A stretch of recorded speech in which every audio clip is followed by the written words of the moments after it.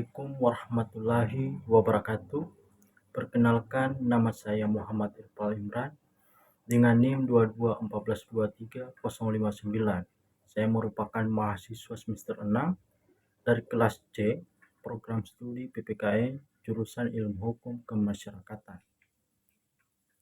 Video pemaparan materi ini saya buat untuk memenuhi tugas mata kuliah HAM dan Demokrasi dengan dosen pengampu Bapak Saleh Al-Hamid, SIP, MA.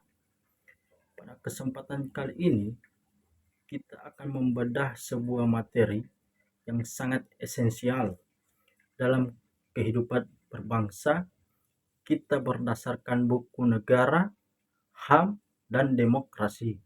Topik bahasan kita akan merujuk pada 4 bab utama di dalam buku tersebut, yaitu yang pertama yaitu bab 1, diskursus negara, HAM, dan demokrasi. 2.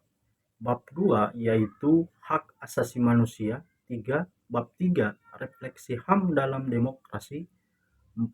Bab 4, Indonesia sebagai model negara demokrasi. Mari kita mulai penelusuran ini dengan bab yang pertama, yaitu bab 1, diskursus negara, HAM, dan demokrasi. Sebagai pembuka di bab 1, mari kita telusuri apa yang menjadi fondasi atau benang merah dari diskursus negara, HAM, dan demokrasi. Negara hak asasi manusia atau HAM dan demokrasi adalah 3 konsepsi yang harus selalu berjalan beriringan untuk menjamin dan melindungi harkat kemanusiaan. Prinsip kesederajatan manusia memunculkan kebutuhan akan kontrak sosial yang mewujud dalam bentuk negara dan konstitusi atau hukum tertinggi. Untuk mencegah kekuasaan negara menjadi otoriter dan absolut, diperlukan prinsip demokrasi, yaitu kedaulatan rakyat, agar hukum yang tercipta mewakili keadilan bagi semua pihak, bukan hanya segelintir elit atau penguasa. Bab 2, hak asasi manusia. Setelah memahami bahwa ketiga hal tersebut saling terikat, sekarang kita beralih ke pembahasan yang lebih mendalam, yaitu mengenai HAM itu sendiri. Bab 2, mari kita mulai dengan mengenali esensi dari HAM. HAM adalah hak dasar yang bersifat universal dan melekat pada setiap manusia sejak lahir sebagai anugerah Tuhan. Hak-hak ini mencakup hak hidup, hak kebebasan, hak kepemilikan, dan hak kesamaan yang dalam perkembangannya terbagi ke dalam 3 generasi, yaitu pertama sivil, politik, sosial ekonomi, budaya, dan hak solidaritas. Lalu dari mana dan bagaimana gagasan HAM ini bisa muncul? Mari kita lihat kilas balik sejarahnya. Secara perkembangan ide HAM, perjuangan HAM lahir dari perlawanan terhadap kekuasaan yang absolut, yang secara yuridis ditandai oleh lahirnya Magna Carta 1215 di Inggris untuk membatasi kekuasaan raja. Gagasan ini kemudian meluas melalui berbagai deklarasi di Inggris, Amerika Serikat, dan Prancis yang mempertegas asas persamaan, kebebasan, dan perlindungan hukum bagi setiap individu. Berangkat dari sejarah tersebut, bagaimana komunitas dunia memandang HAM saat ini? Persepsi internasional terhadap HAM ialah pengakuan HAM secara global menguat pasca Perang Dunia Kedua dengan disahkan Universal Declaration of Human Rights atau DUHAM oleh PBB pada 1948. HAM kini mengikat tatanan internasional sehingga pelanggaran HAM di suatu negara bukan lagi sebatas masalah domestik, melainkan tanggung jawab bersama masyarakat global. Dan di dalam sebuah negara itu sendiri, bagaimana semestinya HAM dijamin? Dalam negara hukum, supremasi hukum menjadi instrumen utama untuk melindungi HAM.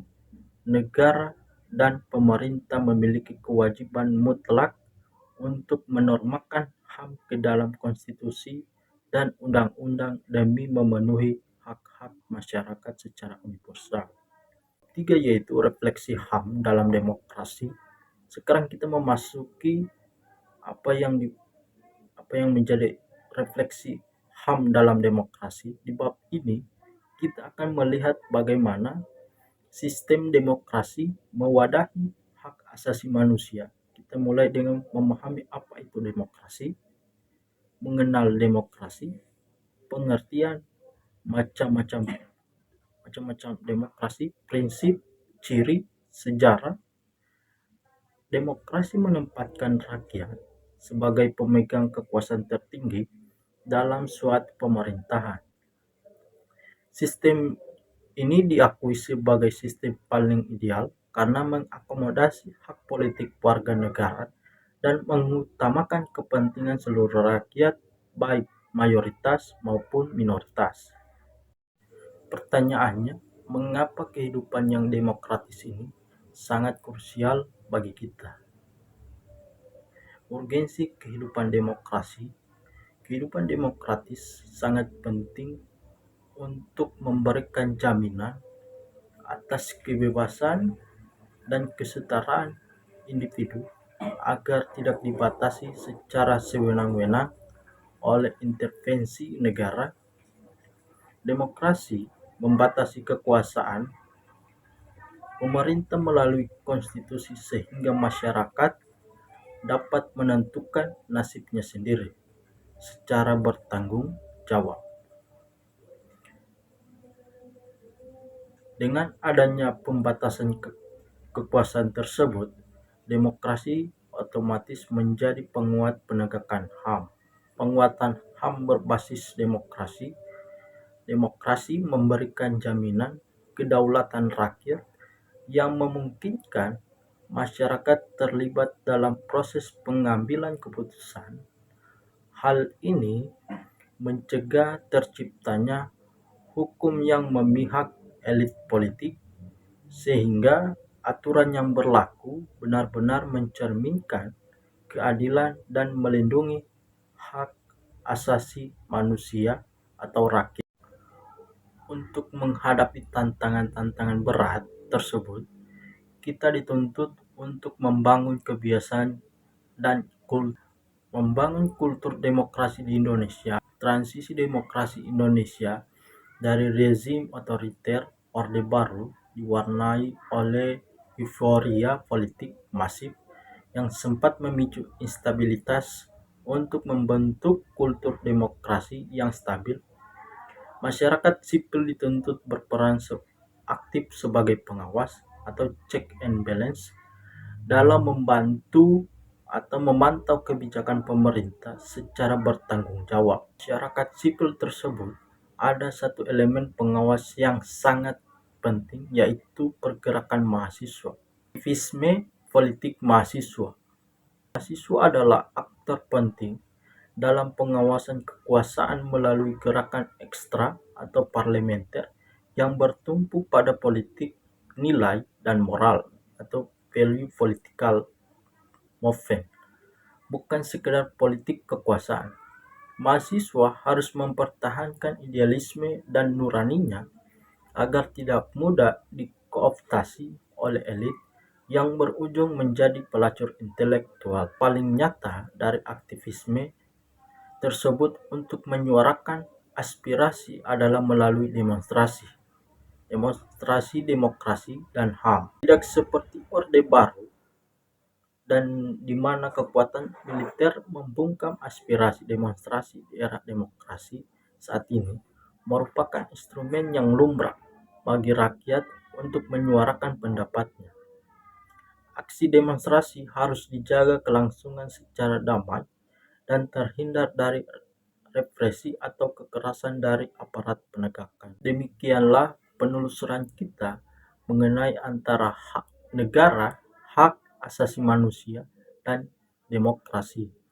Kesimpulannya, ketiga elemen ini adalah salah satu kesatuan yang tidak bisa dipisahkan. Negara butuh demokrasi agar tidak otoriter, dan demokrasi butuh HAM agar keadilan dirasakan oleh semua rakyat tanpa terkecuali.